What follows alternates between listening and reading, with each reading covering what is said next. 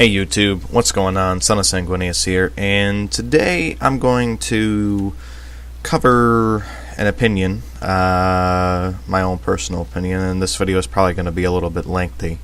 But this is something that I've been thinking about for a little bit, and I started to have this idea after I made my Blood Angel pessimism video, and I've started to think, what is it that's, just kind of keeping Blood Angels back? What's sort of the fatal flaw of the army here? And I think the key to that flaw is the juxtaposition that Blood Angels have. So to cover this, there's going to be a lot, we're going to have to go over before we, arrive at our conclusion here, but essentially, we're going to be touching upon the Codex. We're going to be touching upon Shield of Baal Exterminatus. We're also going to be touching upon Angel's Blade, and so it's going to be a little bit of a lengthy approach here. So if you guys want to sit back and paint some models, or I don't know, write some cool fluff about your own homemade chapter, whatever it may be, sit down, strap in, get some popcorn or something. Your boy Son of Sanguinius is going on, maybe a slight rant, but this is mainly an opinion video. So, I believe that there is a flaw within the army of Blood Angels, and I'm not talking about the fluff. I'm talking about on the tabletop, playing the game, that kind of thing. And I suppose the first thing that I sort of asked myself was, are Blood Angels a Codex chapter? So, of course, the obvious answer is, well, yes, near Codex. The Codex says on page whatever it is, 10 or something, that, Blood Angels, follow the Codex Astartes, as far as their organization is concerned, as closely as the Flaw allows. This, kind of got me thinking, okay, so they're organized like that. And indeed, if you were to take a look at their organization of the companies on page 13, you have the first company, which is veterans. Second through fifth company are battle companies. 6 through 9 are reserve companies. And then you have the 10th, which is the scout company. So, okay then. They are organized as a Codex chapter. I think, we could all agree. Do they fight as a Codex chapter? And this is, we're kind of touching on, how the Blood Angels are in paper versus, how they are in the fluff, and how they're at least supposed to be on the tabletop, and how they don't really make that transition quite well. So, like I said, you look at the organization of them, you would say, okay, this is, clearly a Codex chapter, but do they fight as a Codex chapter? Or as a Codex chapter would? And so, to answer this, we're going to go to page 10 here, and I'm just going to read the little section that says, chapter organization here. And it says, this is in the Blood Angels Codex. It says, the Blood Angels and their successor chapters adhere as closely to the Codex Astartes as the Flaw allows. They recognize the Codex's structures as a form of discipline that can be used to restrain the Red Thirst. Accordingly, each chapter has a normal strength of 1,000 battle brothers under arms, further divided into 10 companies of roughly 100 Space Marines each. The first company is home to the chapter's most experienced veterans, all of its battle brothers steeped in decades, if not centuries, of constant warfare. The second through fifth companies are the chapter's backbone, the battle companies who form the core of any strike force. The remaining companies are reserve and training formations of one sort or another. Companies 6 and 7 are tactical companies used to reinforce a strike force or battle line when the battle companies are overstretched. The 8th and 9th companies are specialist formations composed of assault squads and devastator squads respectively. These companies are rather more limited in their tactical scope, and are deployed only when an overwhelmingly single-minded approach is required. Finally, the 10th Company is seen by many as the future of the chapter, for it is here that scouts hone their skills in the Space Marine way of war. Of all a chapter's companies, it is the 10th that fights least commonly as a single unit. Though the scouts are not yet fully trained Space Marines, their skills are highly valued. As a result, every strike force will likely have a squad or two of scouts attached to it. So, okay, you might say, all right, well, Son of Sanguinius, there's your answer right there. They adhere closely to, the Codex and do all this. But it gets interesting in the next two paragraphs. Here's what the next paragraph says. Though each company can and does fight as a separate unit, a Blood Angel strike force will often be composed of several squads from different companies, assembled on an ad hoc basis according to the mission at hand. Such strike forces are normally given code names such as Bloodspear, Liberator, or Primarch's Wrath. Nonetheless, a strike force will inevitably be reinforced by the company from which most of its personnel can be drawn, or the officer that leads it. In addition to personal armor and weaponry required by its battle brothers, each company, save the 10th Company, also maintains a host of support vehicles. These range from Rhino and Razorback transports to bikes and land speeders. Such tools are drawn upon whenever the tactical situation requires. This allows even a single Blood Angels company to fulfill a multitude of tactical and strategic roles. Unusually for a Space Marine chapter, the Blood Angels command sufficient land raiders to deploy these mighty vehicles as line transports rather than elite support units. How the Blood Angels acquired so many land raiders is a mystery outside the chapter. Perhaps more of their vehicles survived the heresy intact, or perhaps the Blood Angels were once closer allies to the Adeptus Mechanicus than their current strained relations would suggest. Alright, sorry about that interruption, guys. My phone went off, someone was texting me. But anyway, so, as we have just read, okay, so they follow the Codex Astartes, they follow its structures, but they have a few quirks to them, right? So it mentions that, sometimes companies do form together, as a cohesive fighting force and fight together, but they don't normally do that. Instead, the chapter just sort of, divides and picks squads, from several different companies to sort of form these ad hoc strike forces that they then send to, wherever they are needed. And in addition to that, they also, it mentions that they command, sufficient land raiders to field them as frontline transports instead of, these elite support units. It does touch upon, the fact that, nonetheless, a strike force will inevitably be reinforced by the company from which most of its personnel are drawn. Okay, and it also touches upon the personal, armor and weaponry, basically, the transports, Rhinos, Razorbacks, land speeders, that kind of thing. So, okay, this kind of gets to me a little bit, because when you think Blood Angels, you think, fast, choppy Space Marines, with, fast vehicles, on jump packs, whatever. But then when you dive into not only the formation and the Codex, the battle company, but also, the core of Angel's Blade, you don't really see that as far as a core choice goes. You have the equivalent of a first company task force, then you have a battle demi-company, and that's not exactly how we envision Blood Angels fighting, and that's not exactly how they are depicted, at least for the most part, as fighting. So the question is, our Blood Angels are on the tabletop and in the fluff what they are on paper.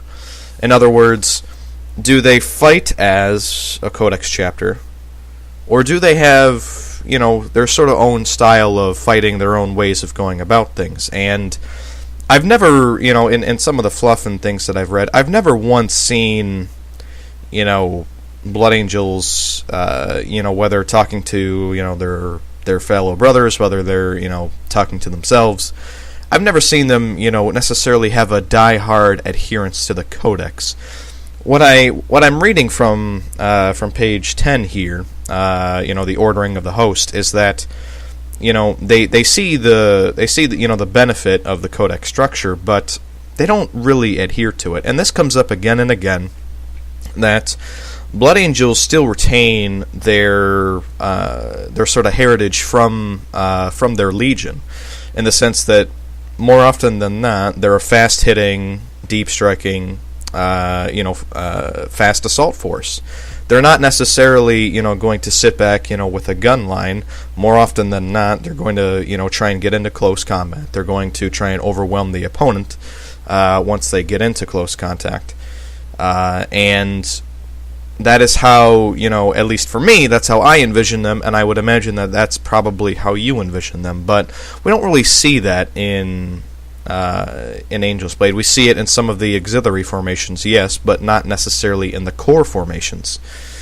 Okay, and this is the problem. The core formations in Angel's Blade seem to lack the right kind of focus, and this is, again, it's not so much the auxiliary, it's not so much the command necessarily, but it's more so just the core. And this is probably my biggest problem with Angel's Blade as a supplement. I know that there have been a few people that say, hey, Angel's Blade gave us a buff. That's true. They say, hey, it gave us quite a bit of a buff. That's true. However, the problem with Angel's Blade is that the entire core of the of the detachment, of the Angel's Blade detachment, is broken, and it's broken for a couple of reasons. One, the cheapest one is not useful in any capacity, and its special rules that it gains, namely the Red Thirst, is dedicated to assaulty units. However, the units that make up that formation are not meant to assault. So let me just switch my books here. So you look at the Battle Demi Company.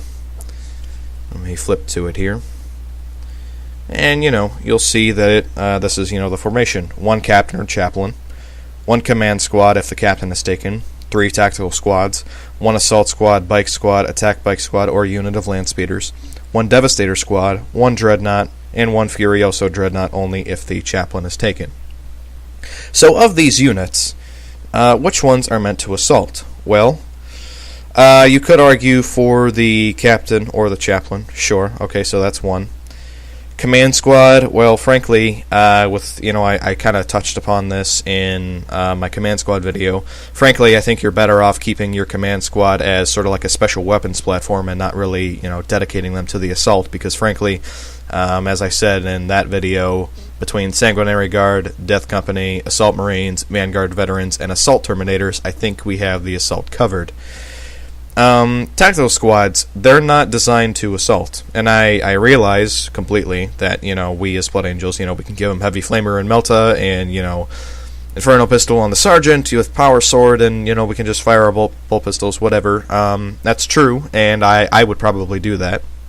However, tactical squads are not meant to assault. The unit is not designed to assault. Now, I realize that as Blood Angels players, we are kind of, predisposed to assault with them, given the fact that we have Fury's Charge and the Red Thirst in this current edition. We'll see how it shakes up in 8th. But nonetheless, tactical squads, their main purpose is not to assault. They are meant to sort of sit back and provide a backbone for your army and to take objectives, that kind of deal. So, assault squads, yes, that's their main function. They are meant to assault. Bike squads, they could, although you're better off using them as anti-tank,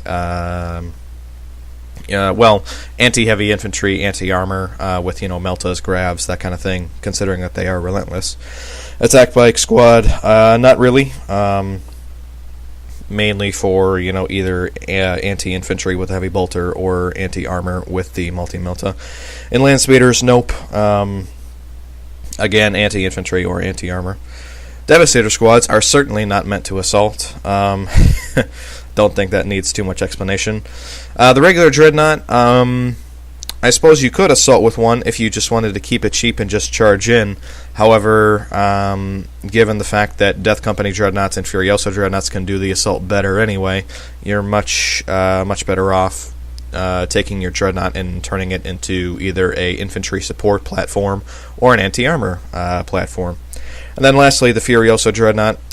You could, have that to assault. So, looking at the Battle Demi Company, let's see, so you have the captain or the chaplain, so, we'll just count that as 1 because it's one or the other. You have the assault squad, so that's 2. And you have the Furioso dreadnought, but only if the chaplain is taken, right? Okay, so at best, 3 of the 1, 2, 3, 4, 5, 6, 7, 8, 9. So 3 of the 9 units in the Battle Demi Company are actually meant to assault. This is a problem. And the fact of the matter is, chances are you're probably not going to be, assaulting with most of the units in the formation. If you're not going to be assaulting with most of the units in the formation, why in the hell would you give us special rules that assist us with assaulting if we're not going to be assaulting with most of this formation? That doesn't make any sense. And even moving on to the Archangels Demi Company, I will say that this definitely has a much more focused. It's much more focused as of a theme. And looking at it, it's like I said, it's decent. You can work with it. It's not entirely unique to Blood Angels, considering that again, it's basically just our version of the First Company Task Force.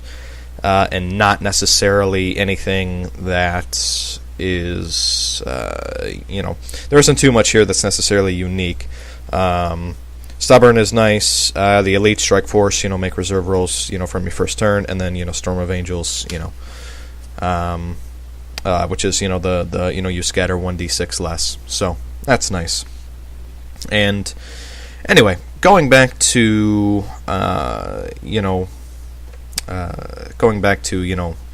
the Demi Company, Blood Angels don't really fight, as whole cohesive companies, and I really wish that instead of the battle, I would honestly opt to replace the Battle Demi Company with something else that was a little bit more reflective and a little bit more versatile for a core formation in Angel's Blade. However, that's not what we got. Whatever. So as I hope I've been getting across to you guys, there appears to be a difference between how Blood Angels are on paper and how they are in sort of the hearts and minds of the players. And I think that this has led to some sort of creative bankruptcy with the GW rules writers, because I gotta tell you, just, from the outside looking in, I really don't think that GW knows how to write rules for Blood Angels anymore, because if you take a look at, say, Exterminatus, right? Taking a look at Exterminatus and seeing how much has actually been carried over from Exterminatus into Angel's Blade, it's actually quite astonishing. So the first one is, you go to, the Forces of the Blood Angels. This is page 315 of Exterminatus. Let me just double check that. I don't think I can. I am looking at the digital version. So this is page 315 of Exterminatus, Forces of the Blood Angels. Alright, so you go down to, 318. You have the Archangel Strike Force, which is kind of like, that sort of ad hoc thing or whatever, but with an emphasis on elite units. So it's, 1 HQ and 2 elites are the compulsory, and then the optional you can take another HQ and 14 other elites. And, ironically, Captain Carlayan is a choice in this one for your HQ choice. Why he wasn't in Angel's Blade is beyond me. But then you will notice on page 320 in Exterminatus you have the Archangel's Orbital Intervention Force. Huh. That's interesting. And for this one, it's 3 Terminator or 3 Terminator assault squads in any combination, and it has the swift deployment special rule, which is everything must be held back in Deep Strike Reserve. On a successful reserve roll, all the units arrive from Deep Strike. So you could look at the one in Angel's Blade and you're seeing, okay, it's basically the same thing. They just added the orbital intervention special rule to it. Okay, so at least with this one, they kind of made it better. On the next page, 322, we have the Archangel Sanguine Wing. I really wish that they carried this one over here, because this is the formation. It's 2 units of Vanguard veterans, 1 unit of Sterngard veterans, and 1 Storm Raven gunship. The restrictions is that the Vanguard veterans and Sterngard veterans must include 10 models, and the Vanguard veterans must be equipped with jump packs. So the special rules are Surgical Strike Force. This formation's unit of Sterngard veterans begins the game embarked upon a Storm Raven gunship, the one in the formation. The formation's Vanguard veterans must be placed in Deep Strike Reserve when making reserve rolls. On a successful reserve roll, you just roll, a single die for the entire formation, which you can choose to re-roll.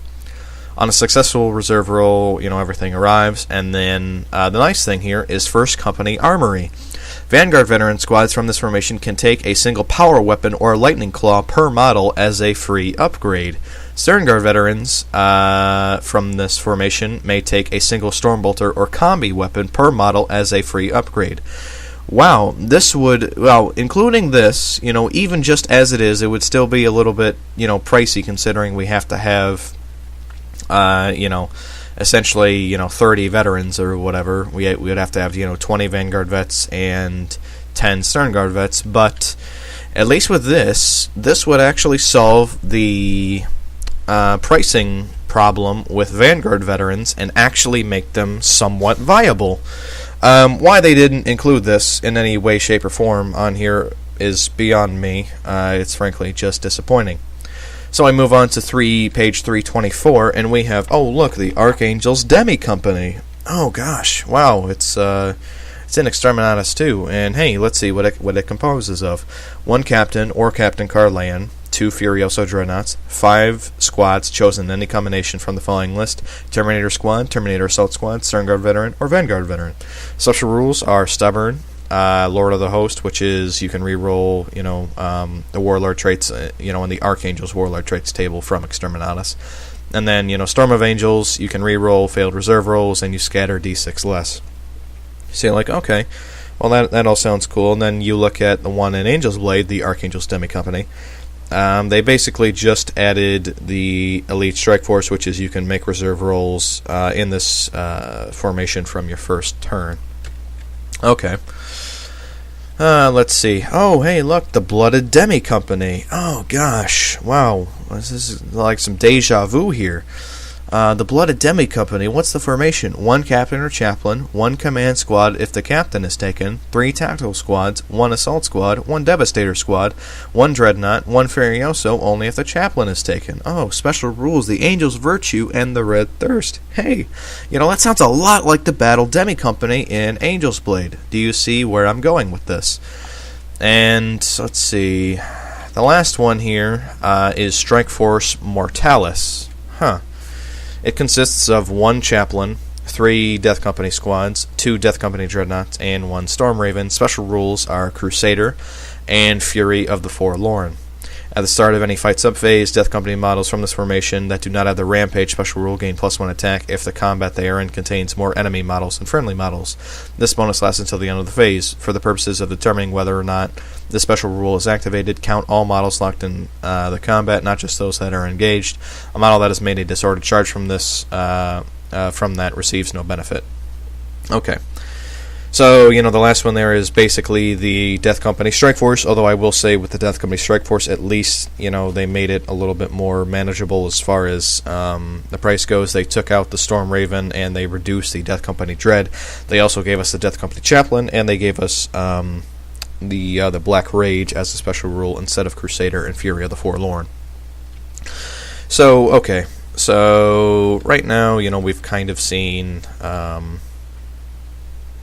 how it's been going on here. Again, I would call this, kind of a clear case of creative bankruptcy, because looking at, Angel's Blade, we have the Battle Demi Company, the Archangel's Orbital Intervention Force, the Archangel's Demi Company, and the Death Company Strike Force that are basically copies over from the Shield of Baal Exterminatus book. Furthermore, as far as I think it's Apocalypse, I believe these are in one of these Apocalypse books. The Lucifer Armor Task Force is a port over from Apocalypse. I think the Golden Host, there was something similar to the Golden Host in Apocalypse 2. The Chapter H Ancients, that might be original. Storm Raven Squadron, that might be original, but I'm not sure. And then the 10th Company Ambush Force is basically sort of our own version of what was in the Angels of Death book. Wow, okay. So we've sort of seen now that I don't know. It just seems like the rules writers at Games Workshop just don't know what to do with Blood Angels. And it's a shame because, if I had to, the best, formations in here are, in my opinion, the Death Company Strike Force, Golden Host, and the Archangels, Orbital Intervention Force. However, those aren't necessarily cores. And there is, a way to do cores for Blood Angels. It's just, for whatever reason, GW just doesn't seem to want to do that, or it just doesn't seem like they're capable of doing that. And I should make myself very clear here. This doesn't necessarily mean that things that aren't dedicated to the assault, such as tacticals or devs, aren't, useful and that they're meaningless to bring.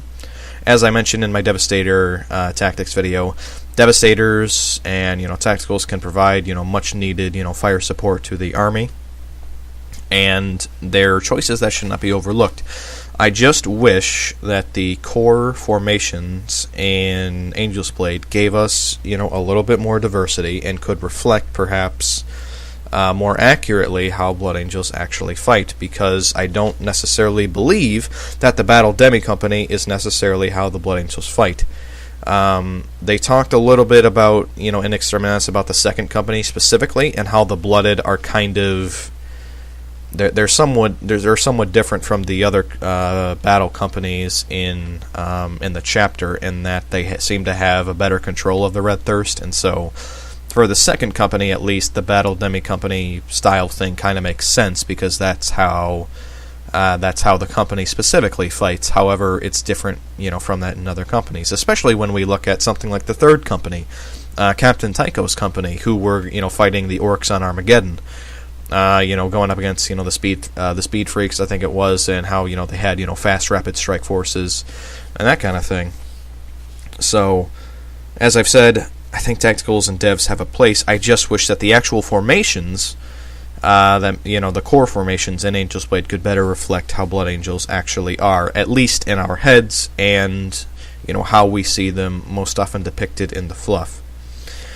And so that brings up, kind of a final question here. What would be a good core for Angel's Blade? And so I'm going to throw out my idea here, and feel free to jump on it, feel free to destroy it, hate on it, whatever. Like I said, on this channel, I want it to be, good, open discussion, where we can toss some ideas around. Here is my idea for a replacement to the Battle Demi Company, and how I feel, it could be a more accurate representation of how Blood Angels actually fight, if for nothing else, at least in our heads. So, I don't know if this name is already taken. I call it the Angel's Wrath Strike Force. It may already be taken somewhere. If so, let me know. I mean, the name doesn't really matter, but here is what I feel it should be.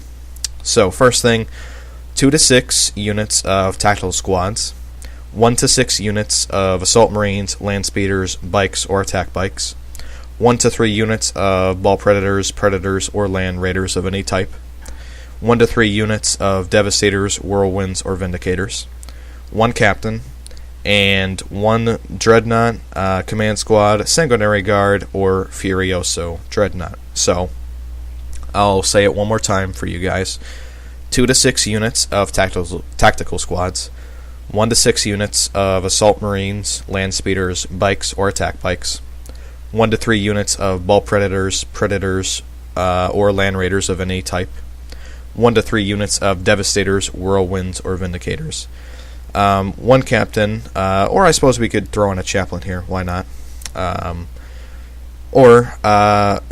in addition to 1 Dreadnought, Command Squad, Sanguinary Guard, or Furioso Dreadnought. So, and this is just replacing, let's just even say we're going to keep the same special rules. We're going to keep the Angel's Virtue, and we're going to keep the Red Thirst, right?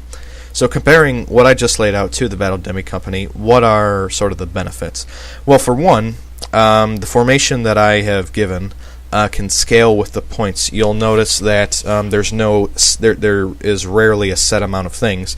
The only set amount of things that there is the 1 Captain or Chaplain, or the 1 Dreadnought, Command Squad, Sanguinary Guard, or Furioso. So those are the only 2 things that you are limited to just taking 1. The rest of everything, for the tactical squads, you have a choice of taking 2 to 6. For the Assault Marines, Land Speeders, Bikes, or Attack Bikes, you have a choice of taking 1 to 6. For the Ball Preds, Preds, and Land Raiders, you have a choice of taking 1 to 3. For the Devs, Whirlwinds, and Vindicators, you have a choice of taking 1 to 3. So, again, this is because the Battle Demi Company, as it's listed here, cannot scale with points very well. You can't sort of scale down on some things, and you also can't increase the size of the core formation, which I think is a problem. With the formation that I gave, this can scale with various points levels. The other thing too is this has some expanded tactical choices for you.